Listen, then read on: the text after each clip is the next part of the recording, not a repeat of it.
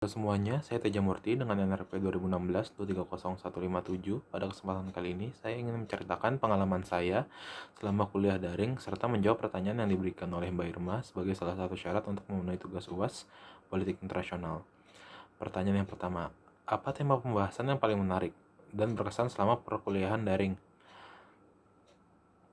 Selama perkuliahan daring berlangsung, tema pembahasan yang menarik pendapat saya ialah dinamika politik di kawasan Eropa Barat. Karena isu-isu yang mencuat di kawasan Eropa Barat itu biasanya memberikan impact yang cukup luas bagi dunia internasional. Pertanyaan yang kedua, apa manfaat dari tema perkuliahan tersebut? Manfaat yang saya dapatkan dari tema dinamika politik di kawasan Eropa Barat ialah saya dapat menyimpulkan bahwa keputusan yang diambil di suatu kawasan itu tidak bisa sama dengan keputusan yang akan diambil oleh kawasan yang lain, karena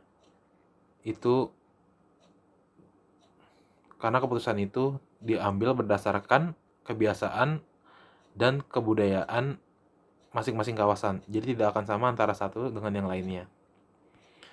Untuk menjawab pertanyaan yang ketiga, suka kuliah daring?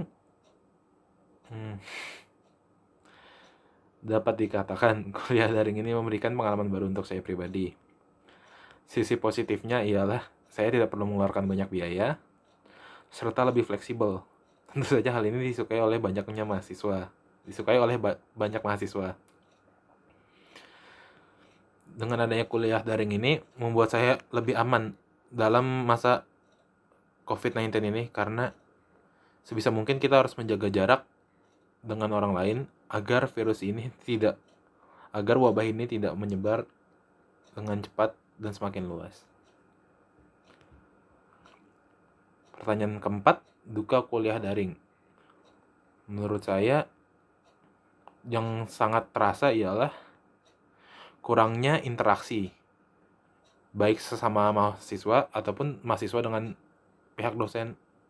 Jadi karena kurangnya interaksi antar mahasiswa dengan dosen membuat rasa fokus dalam pembelajaran jadi kurang. Jadi ada beberapa part yang mungkin tidak dipahami si mahasiswa tetapi sudah terskip oleh dosen, yang menyebabkan kurangnya informasi yang didapatkan oleh mahasiswa sehingga terjadi ketidakpahaman.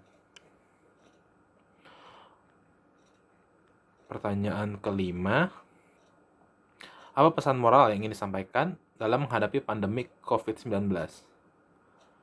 Hal yang paling mudah ialah kurangi interaksi secara langsung dengan orang lain. Dan gunakanlah masker kemanapun Anda pergi.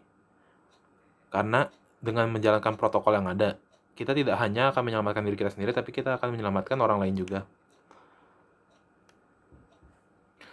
Pertanyaan keenam, bagaimana kalian melihat diri kalian 5 tahun ke depan?